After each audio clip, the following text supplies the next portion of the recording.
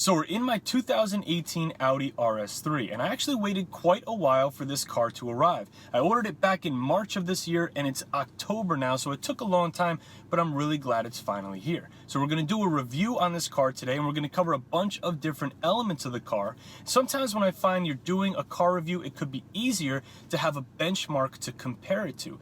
So the benchmark we're going to use for this comparison is the car that it actually replaced, which was a 2016 Audi S3.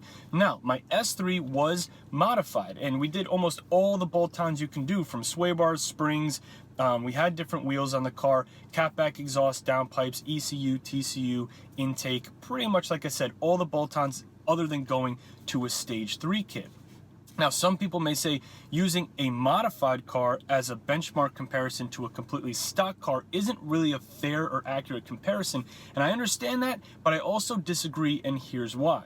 My S3 was about almost $50,000 right out of the gate, and my RS3, the way I have it equipped, is almost $70,000. Now, I think they both start, I think the S3 starts at about $44,000 and the RS3 starts at about $54,000. So there's a $12,000 to $13,000 difference. And here's the key.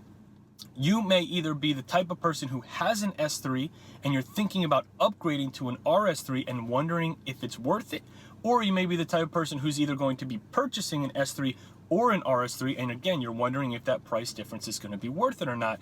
And the key is I only spent a couple $1,000s on my S3 to modify it. So is an S3 with a couple grand as good as a stock RS3?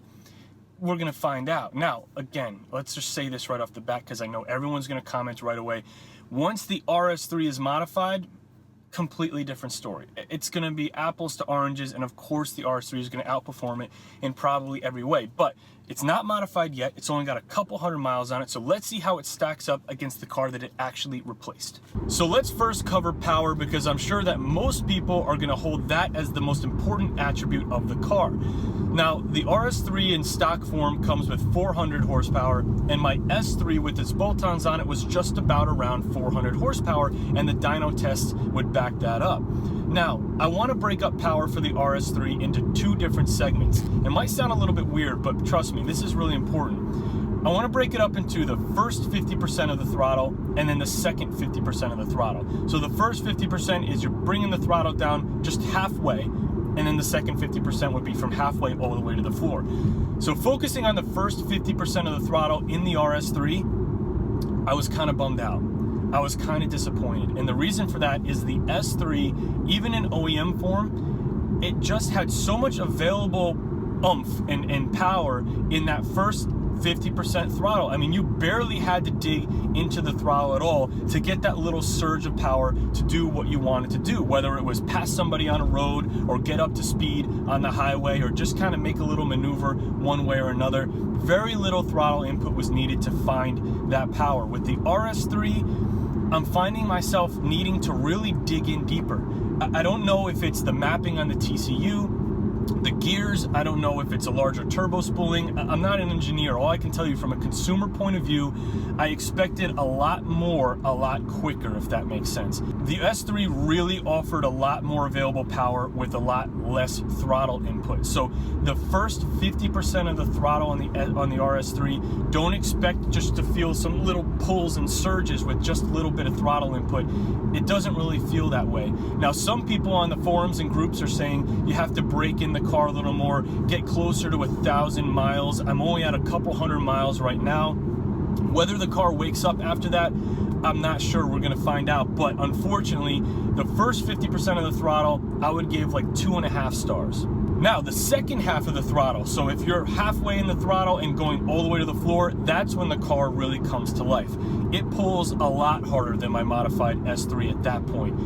You know, I'm not the type of person to really be flooring the car, and most people aren't, especially with day-to-day driving. It's just not necessary. But once you really put the throttle down, the car starts to just get very aggressive. A lot of power rushes in, and you can feel that torque come alive.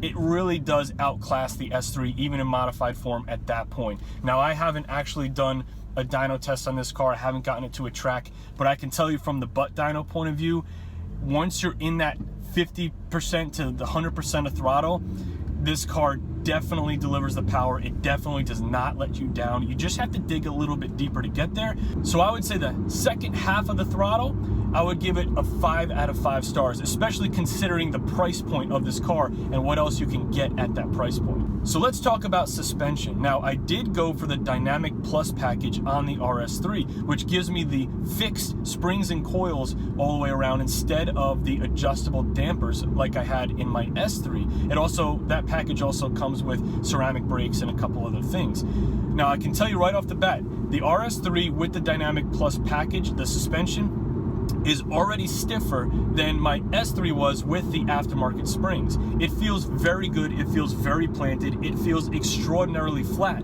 I had H&R sway bars on my S3, and those, according to the website, will also fit on the RS3, but I've been driving it around and I just don't feel any reason at all to put aftermarket sway bars on this car. I'm very happy with the way that the car handles. The turn-in is excellent. It's very sharp. It goes exactly where you point it. The steering feel can be heavy or light depending on the Audi Drive Select and what you choose there.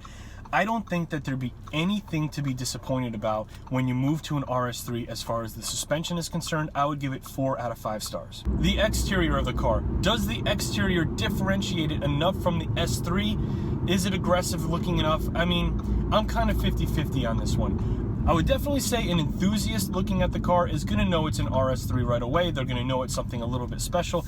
Aside from the badging, it does have a completely different rear diffuser. It has the oval exhaust tips, of course, and a couple small hints and cues there, the Quattro on the grille and so forth.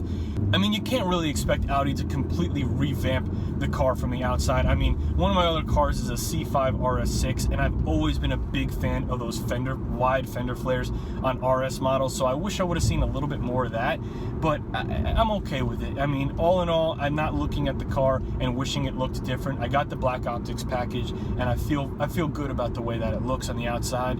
I would give it a 3 stars out of 5. Wheels. I got to touch on wheels for a second. I was never a fan of the wheels that came on this car. I wasn't a fan when I ordered the car. I wasn't a fan when it showed up and I saw them in person. I knew without a doubt, as soon as I got this car, I was going to change the wheels, and I've already got an order in for Volson forged wheels. I'm very excited for them to show up because, I don't know, some people love them. I'm just on the other side of the spectrum there. I don't like these wheels. I don't think they look aggressive. I don't know, they're very chunky. You guys can tell me if I'm wrong here, but I don't like the way they look. I would give the wheels a 1.5 out of 5 stars. Let's talk about exhaust for a second, because exhaust is actually a big deal for a lot of people who understand the 5-cylinder platform. It does sound a lot different than the 2-liter 4-cylinder that's in the S3.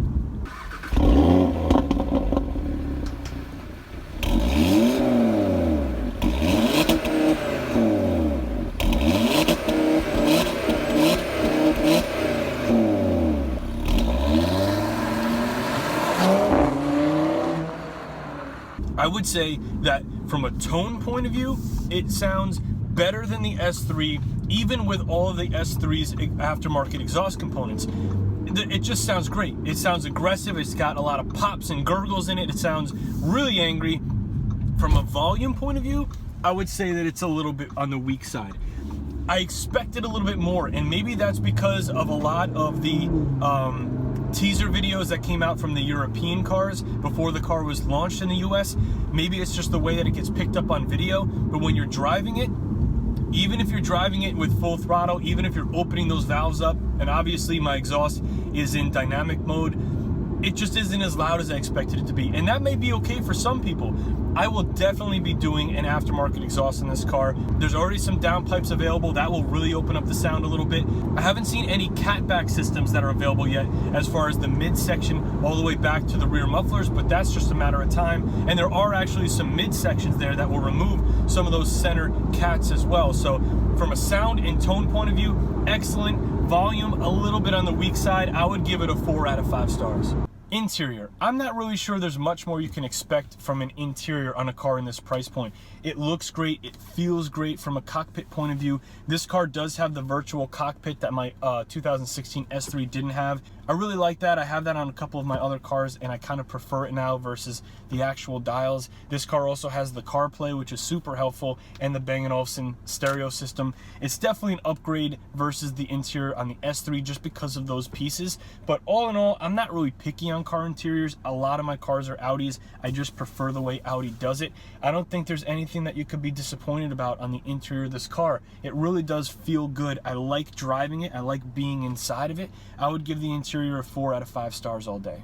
Now let's talk about one more important element of this car, and that's the tunability. Because if you were willing to modify your S3, you're probably willing to modify your RS3. Now the modified S3 versus the stock RS3, I mean, there could be a case made either way. There's some pros and cons and some give and take.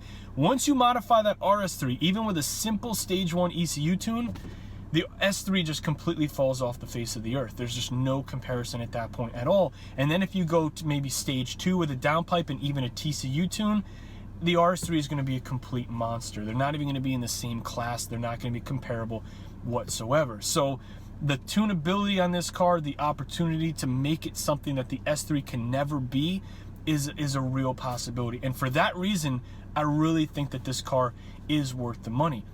If you look at everything involved, if you have no plans on tuning your RS3 and that's the maximum you can afford and you're going to keep it stock for whatever your reason, I don't know, man. I may think about just keeping an S3, modifying it as much as you can, and you're going to spend a lot less money and have almost just as much fun. But if you're willing to even do, like I said, a single stage ECU tune on this car, the RS3 is going to be worth it all day long. There's going to be a lot of products available out for this car in the aftermarket world, and in the description box below I'm going to leave links to any of the ones that I know of that are out there right now. So for tunability, 5 out of 5 stars all day long. I'd give it a 6 if I could. Now there's only one thing left to do on this car before we close the video: my first launch control.